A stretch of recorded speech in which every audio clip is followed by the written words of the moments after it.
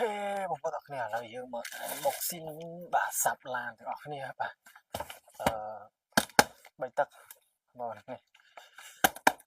ទឹកបាទ3ទឹកមេដៃ2ជាន់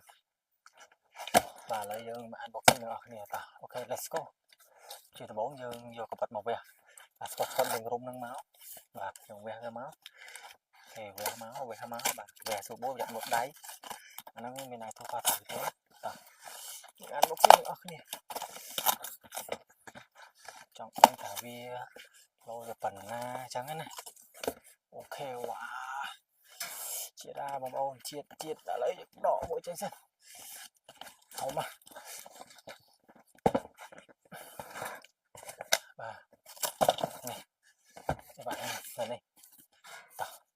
អូខេ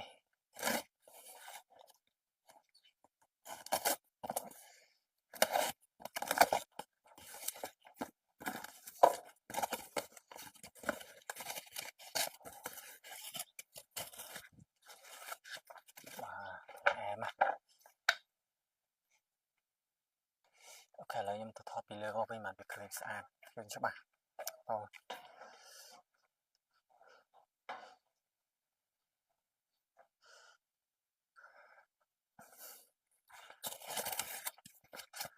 បាទទៅគេបកកែរៀបចំដែរហ្នឹងបាទអានេះធ្ងន់អស់បងអើយធ្ងន់ណាបាទវាវិចខ្ចប់ពី3ជាន់ណានេះ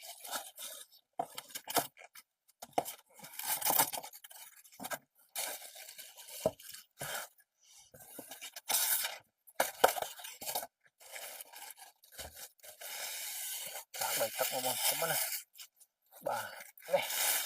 វ៉ាអែមបាទមានដៃ2ជាន់នេះបងកម្លាំង800វ៉ាត់នេះសាប់ឡាន4អូម800វ៉ាត់អែមនិយាយទៅអែមខ្លាំងមែនតើបងឃើញនេះធំណាបាទគូតគេមើលមេដៃ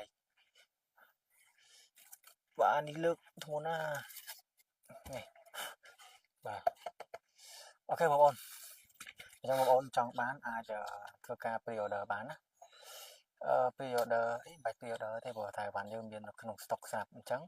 បើសិនជាអ្នកនរគ្នាបាទចង់បានជាមួយនឹងសាប់ឡាននេះអូខេបាទអាចតំណបានជាមួយនឹងលេខទូរស័ព្ទដៃ099 57500បាទនេះ3ទឹកបងប្អូន3ទឹកបាទ800វ៉ាត់នេះ800វ៉ាត់